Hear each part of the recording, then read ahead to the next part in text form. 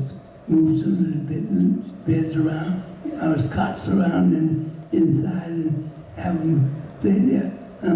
There were some guys who refused, absolutely refused. He said, I'd rather sleep in the airplane. Okay. But let me tell you, a cold soaked airplane is no place to be. He soon found that out because he came over and knocked on the door. And we had a board across our entranceway.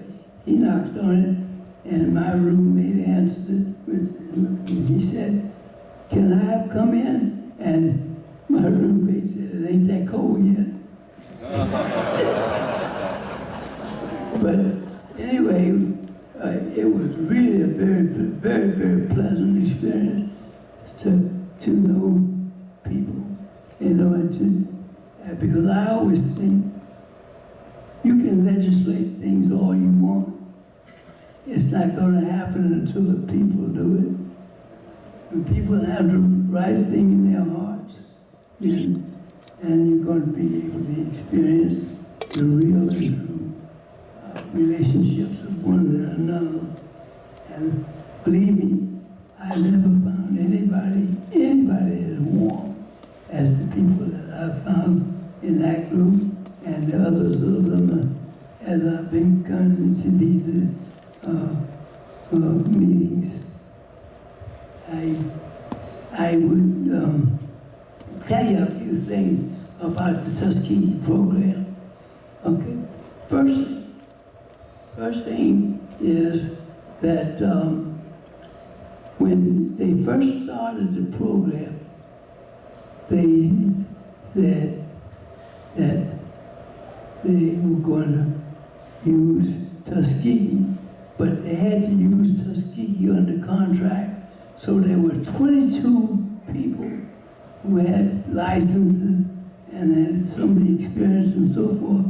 And so they took them in, these people in under contract, and in contract with the Army, and there was a major there who was responsible for the whole thing, but everything else were non-white people.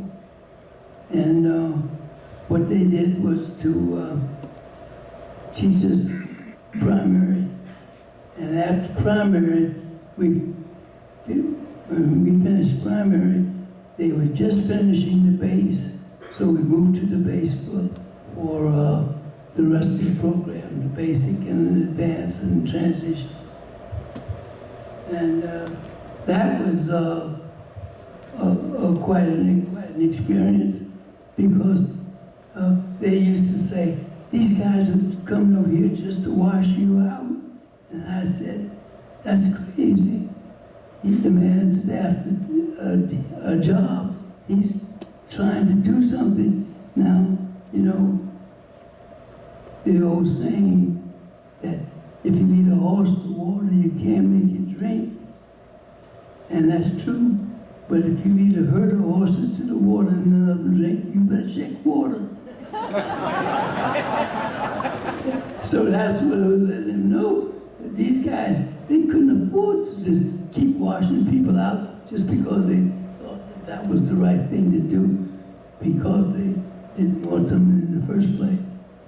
But everybody was extremely nice. I can still remember the names of my instructors. And basic was Peterson, and in advance it was Tate. Nice guys, tremendous people.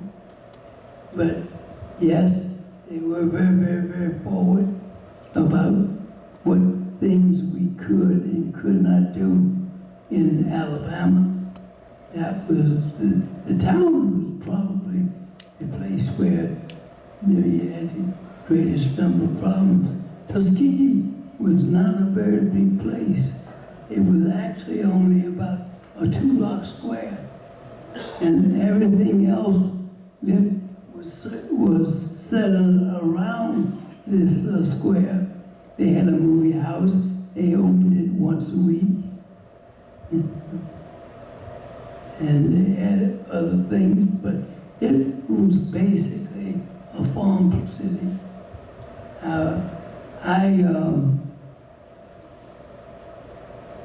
Personally, when I started flying P-51s, I was really and truthfully very comfortable, very comfortable.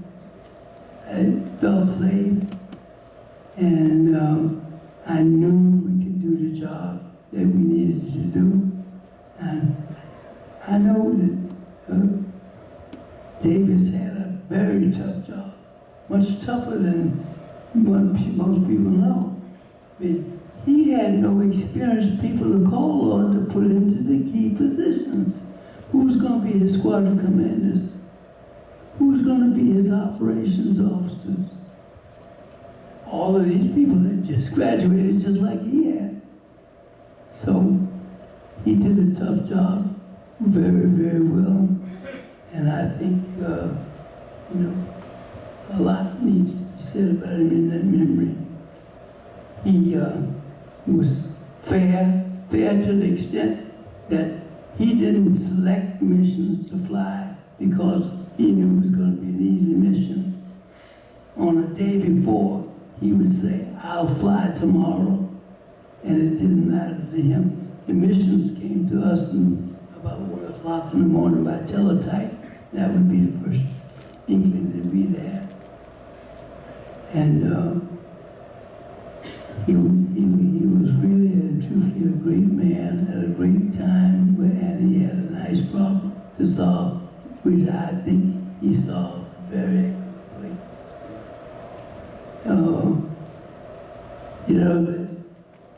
I guess a lot of people know that up until March of 43, you could not be over 5'9" and get into the Air Corps. Too big for the airplanes. But after that time, they would start building the larger airplanes, and consequently they changed them and started taking the people into the higher. And General Chappie James, he was a primary instructor at Tuskegee because he was too big. He couldn't pass the requirements up until they changed it. After that adjustment was made, then they started to take bigger people in. Another thing about Tuskegee was that you also had to have 2 years of college before they would take you in for the flying program. That meant now that all of a sudden we used up all the people in these categories. So what are you going to do? Change it again. So now what they're changing to high school. When the guys got out of high school, and where do you think they were sent? They weren't sent to Tuskegee right away. They were sent to Biloxi, Mississippi, where the only thing they did was to give them information that they thought would bring them up to like a 2-year college student. And then after that, if they were successful, they'd send them up to Tuskegee. That's all that happened. And if anybody has any questions, I'm happy to try to answer. Thank you. Thank you, Bob. I don't know, I'm sure we have probably a million questions for Bob. I'm also realizing that we don't have a lot of time, so Bob's going to be here with us, okay? He's not going anywhere. I think he's going to be here until Monday, and we may have to throw him out then. But I just wanted to point out one of the things that I learned today that he never shared with me before was that Bob was in North Africa. He never told me until today that he was in North Africa. That's when he went overseas and flew missions out of, the ground support role in North Africa. What he also didn't tell you today was that when he landed at Ramitelli, well, he didn't land at Ramitelli on December 29th. He was coming back from a combat mission and he had to bail out, okay? He was brought over the front lines and he was brought back to Ramitelli to see all these B-24s that had invaded his base, and they were looking for places to stay, so he opened his tent for the guys to stay. So I think we should thank Bob for being here, and he will be around.